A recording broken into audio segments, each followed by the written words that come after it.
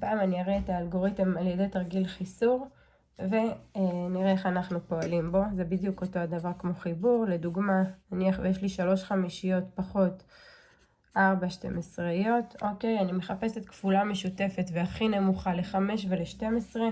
אנחנו יודעים שזה 60, אבל כשהילד לא יודע, אז אנחנו יכולים בצד לרשום את הכפולות ולמצוא את הכפולה הכי נמוכה. 5, 10, 15, 20, 25, 30, 35, 40, 45, 50, 55, 60, 65.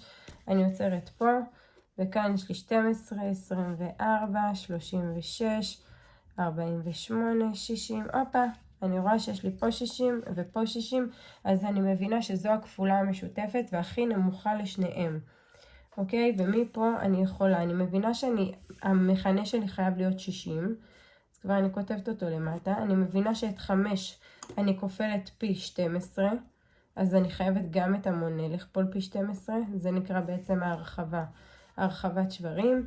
ופה אני מבינה שאני חייבת לכפול את המכנה פי 5 כדי להגיע ל-60, 1, 2, 3, 4, 5, אז גם את המונה וגם את המכנה אני כופלת פי 5. אוקיי, ואז 12 כפול 3 שווה לי ל-36, 5 כפול 12 שווה לי ל-60, מעתיקה את הפעולה שעליי לבצע. 4 כפול 5 20, חלקי 12 כפול 5 60. עכשיו אני יכולה לפתור את התרגיל בקלות. 36 פחות 20 זה יוצא לי 16, 16 חלקי 60.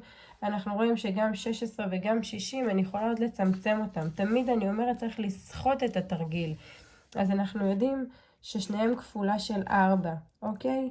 אז אנחנו מחלקים גם את המונה גם את המכנה פי 4. אוקיי, אז 16 חלקי 4 יוצא לי 4, 60 חלקי 4 יוצא לי 15. זאת התשובה שלי.